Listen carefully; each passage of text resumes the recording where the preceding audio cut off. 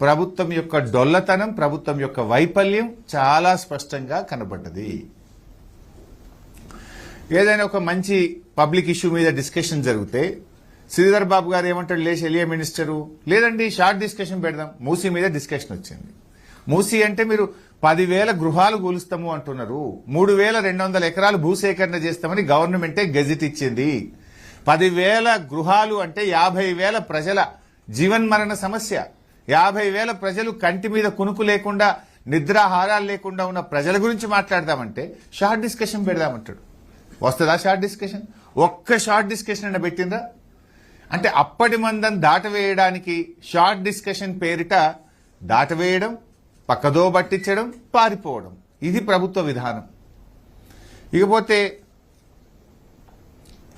ఏ ఒక్కదాని విషయంలో ప్రతిరోజు అసెంబ్లీ మీరు కూడా చూశారు, నేను అనేక సార్లు లేవనే, ఏ ఒక్క రోజైనా అసెంబ్లీ టైంకి స్టార్ట్ అయిందా?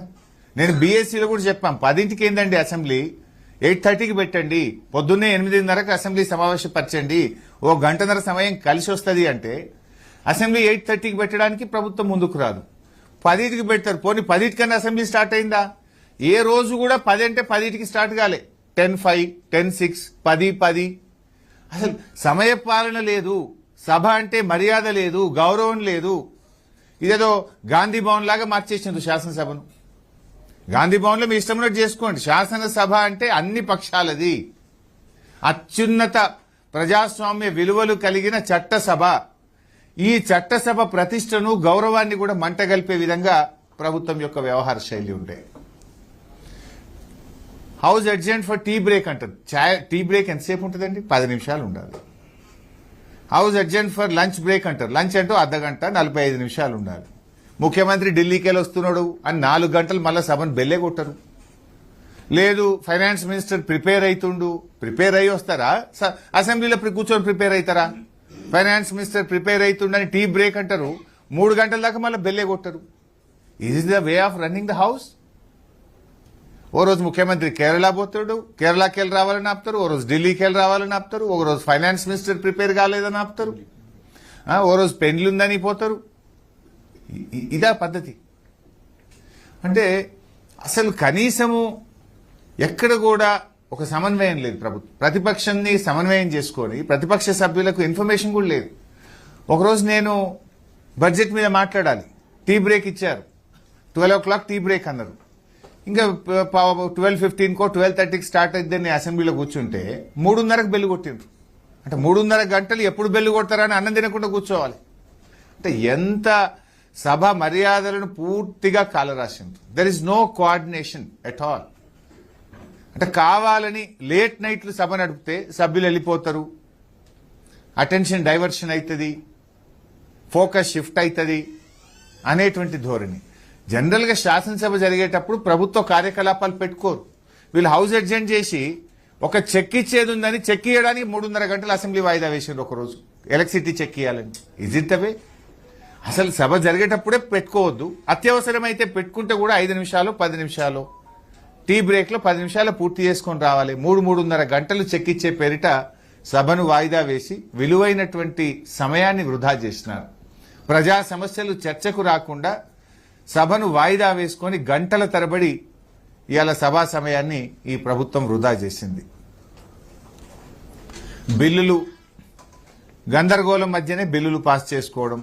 ప్రధానమైన ప్రతిపక్షం బీఆర్ఎస్ పార్టీని 2 రోజులు సస్పెండ్ చేసి అనేక బిల్లులు, అనేక పద్దులను కూడా గెలటిన్ చేసి చర్చ లేకుండా పాస్ చేసుకున్నారు. కావాలనే ప్రధానమైనటువంటి ఇరిగేషన్ 2వ రోజు ఉంటే దాన్ని చివరి రోజు పెట్టి మమ్మల్ని సస్పెండ్ చేసి చర్చకు రాకుండా బిల్లు పాస్ చేసుకునే ప్రయత్నం చేసినారు. బిల్లులు కూడా మొదటి వారం రోజులు ఎక్కడ బిల్లులు తేలేదు. అన్ని బిల్లులు చివరి రోజు పెట్టి లాస్ట్ రోజే అప్రాప్రియేషన్, లాస్ట్ రోజే 10 బిల్లులు, లాస్ట్ రోజే అన్ని పద్దులు. అంటే మీ ఉద్దేశం ఏంది? చర్చ జరగొద్దు. అసెంబ్లీ వారం రోజులు ఎక్స్టెండ్ చేయండి అని అడిగాం, దానికి ప్రభుత్వం ముందుకు రాలేదు. అంటే అసెంబ్లీ పని దినాలు రోజు రోజుకు తగ్గిపోతా ఉన్నాయి. ఆ హేట్ స్పీచ్ బిల్లు తెచ్చి లాస్ట్లో పెట్టిండ్రు.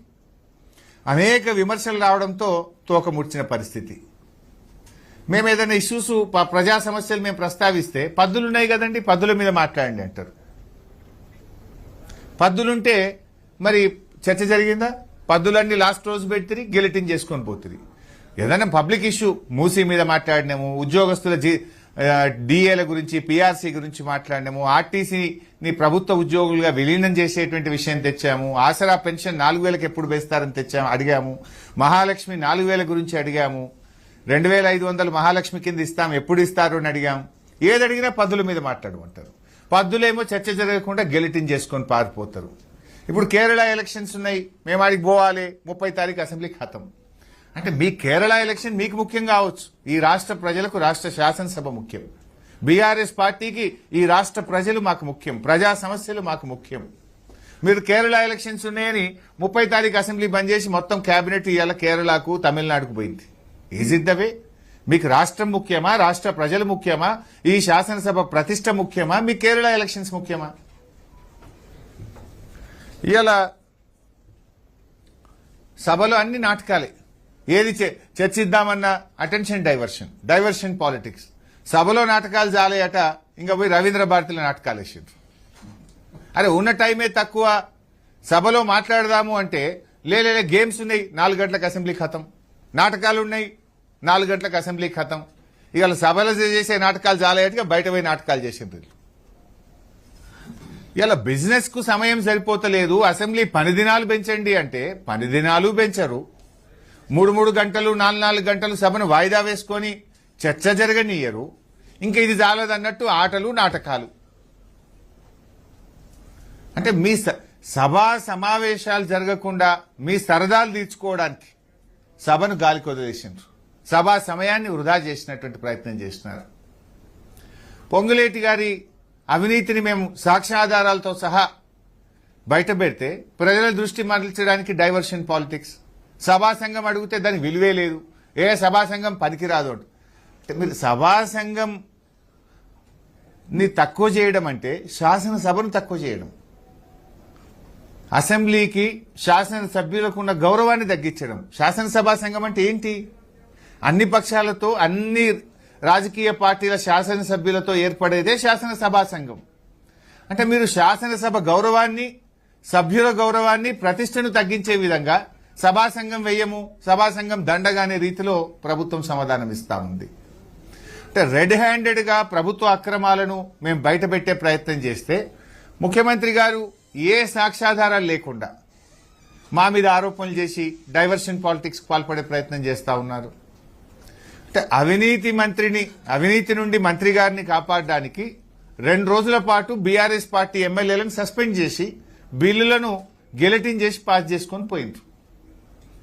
అసెంబ్లీ నాటకాలు, బయట నాటకాలను నడిపారు 2 రోజులు. మేముంటే వాళ్ళ ఆటలు సాగవని, వాళ్ళను మేము ప్రశ్నిస్తామని మమ్మల్ని సస్పెండ్ చేసినారు. ఇవాళ ముఖ్యమంత్రి గారు, బట్టి విక్రమార్క గారు, ఉప ముఖ్యమంత్రి గారు మా బడ్జెట్ చింపుతారా అని మాట్లాడే ప్రయత్నం చేస్తా ఉన్నారు. ఎస్, చింపినాం. ఎందుకు చింపినాం? మీ బడ్జెట్లో ఏమి లేదు డొల్ల గనక మీ బడ్జెట్ కాయిదాలు చింపి మా నిరసన తెలియజేసినాం. బడ్జెట్లో మీరు ప్రజలకు ఇచ్చిన 6 గ్యారంటీలు లేవు గనక చింపి మా నిరసన తెలియజేసినాం. మీరు పెట్టింది 3వ బడ్జెట్, ఇక మిగిలింది ఒకటే బడ్జెట్. మీ ప్రభుత్వం గెలిచిన దాంట్లో 3.5 సంవత్సరాలు అయిపోతుంది ఈ బడ్జెట్తో. ఇక మిగిలేదు ఒకటే బడ్జెట్. 100 రోజుల్లో 6 గ్యారంటీలు అమలు చేస్తామని మొదటి గ్యారంటీ అవ్వాతాతలకు 4,000 పెన్షన్ మీరు 3 బడ్జెట్లలో పెట్టలేదు. 1 కోటి మంది మహిళలకు నెల 2,500 ఇస్తామని 3 బడ్జెట్లలో పెట్టలేదు. మహిళలకు మోసం, అవ్వాతాతలకు మోసం, రైతులకు మోసం, నిరుద్యోగులకు మోసం, విద్యార్థులకు మోసం, రాష్ట్ర ప్రజలందరినీ మీరు మోసపు చేసిండ్రు గనక మీ మోసాన్ని తెలియజెప్పడానికి బడ్జెట్ పుస్తకాలు చింపి నిరసన తెలియజేసినాం. చెవులో పువ్వులు పెట్టుకొని నిరసన తెలియజేసినాం. ఇంట్లో తప్పెట్లయితుంది? మీరు ఎవరి చెవులలో పువ్వులు పెట్టిండ్రు? ఇప్పుడు మీరు 6 గ్యారంటీలు 100 రోజుల్లో అమలు చేస్తామని చెప్పి మీరు కదా ప్రజలకు చెవులలో పువ్వులు పెట్టినారు, మీరు కదా ప్రజల్ని మోసం చేసినారు. అందుకే ప్రజలకు మీరు చేసిన మోసాన్ని మిమ్మల్ని నిద్రలేపడానికి, మిమ్మల్ని తట్టి లేపడానికి, మీ మోసాలను మీకు అర్థం చేయించడానికి వినూతన రీతిలో చెవులో పువ్వులు పెట్టుకుని నిరసన తెలియజేసినాం. What is wrong in this? బట్టిగారితో మాకేమైనా గెట్టు పంచాయతీ ఉందా? బట్టిగారితో మాకు వేరే పంచాయతీ ఉందా? వ్యక్తిగతం మాకేం లేదు కదా. ఇట్ ఈస్ నాట్ విత్ బట్టిగారు, it is with the government. Because he is being the finance minister definite గా అడుగుతాం కదా. ఆర్థిక మంత్రిగా బడ్జెట్ ను ఆయన ప్రవేశపెట్టినారు కనుక ఈ ప్రభుత్వాన్ని ప్రశ్నిస్తున్నాము, ఆర్థిక మంత్రి గారిని ప్రశ్నిస్తున్నాం తప్ప అది వ్యక్తిగతంగా మేము బట్టి గారిని ప్రశ్నించడం కాదు కదా. It is the fight with the government on behalf of the people of Telangana. తెలంగాణలోని ప్రజల పక్షాన ప్రజల గొంతుకగా బీఆర్ఎస్ పార్టీ పనిచేసిందే తప్ప బట్టి గారితో